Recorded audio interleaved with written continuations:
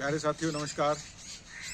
आज हम कलयुगी जीवों के बारे में बात करेंगे कि कलयुग का जो असर है ये मनुष्य के मन के ऊपर कैसे पड़ता है, इसके बारे में विचार करेंगे।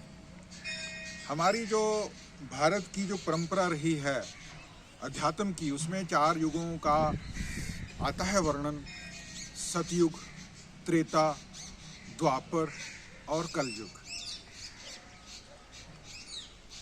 सतयुग इनमें सबसे बड़ा माना जाता है, सबसे छोटा है कलयुग। कलयुग की जो आयु है, शास्त्रों में इसकी आयु जो लिखी गई है वो है 4,81,000 वर्ष। इससे जो 1 गुना ज्यादा है वो द्वापर की उम्र है, उससे 1 गुना ज्यादा है त्रेता की आयु है, और उससे 1 गुना ज्यादा जो है वो सतयुग की उम्र है। सतयुग सबसे बड़ा है और कलयुग सबसे छोटा है। सबसे छोटा होने के है तो है, परंतु इसने सबसे ज्यादा चक्कर इसी ने डाला हुआ है।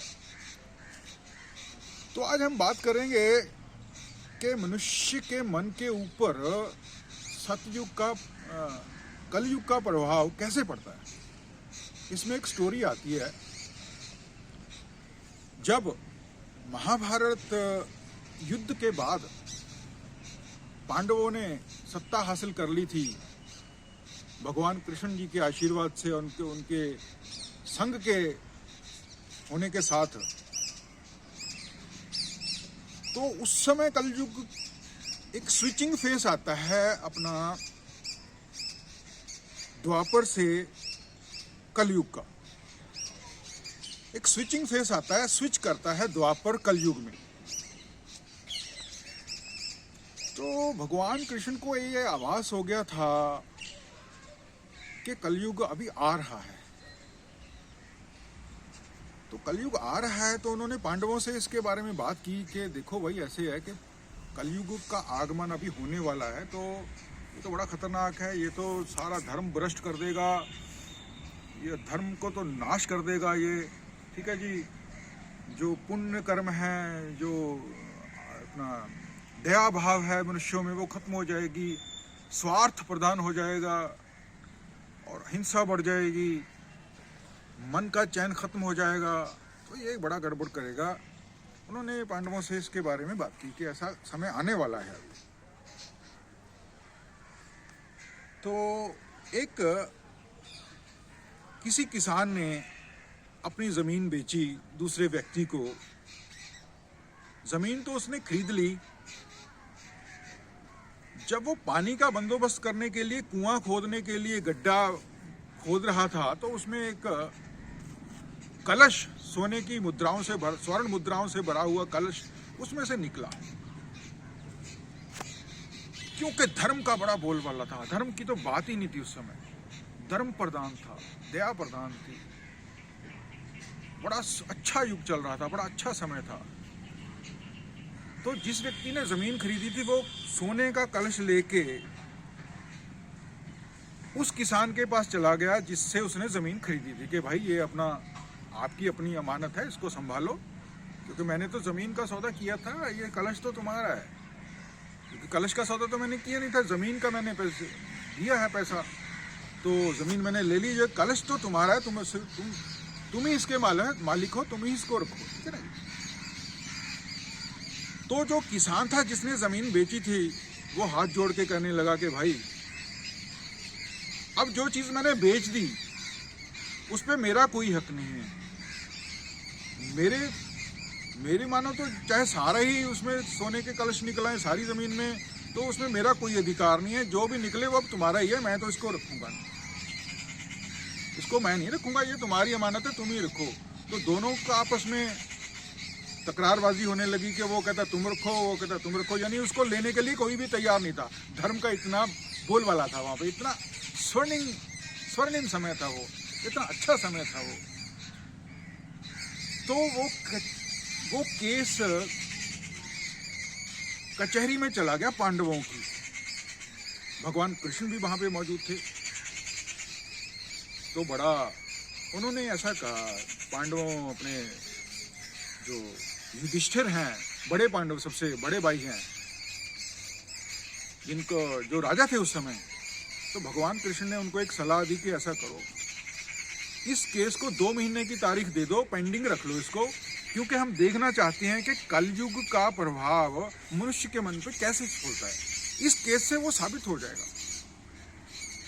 तो महाराज युधिष्ठिर ने, धर्मराज युधिष्ठिर ने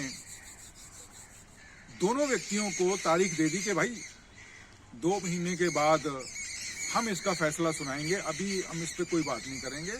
आप ये जो गागर है अपने सरकारी कोष में रख दो, 2 महीने बाद हम इसका फैसला करेंगे कि किस इस गागर का सोने से भरी हुई सिक्कों से, जो अपनी स्वर्ण मुद्रा से भरी हुई गागर है, जो कलश है, इसका मालिक कौन होगा। तो वो चले गए।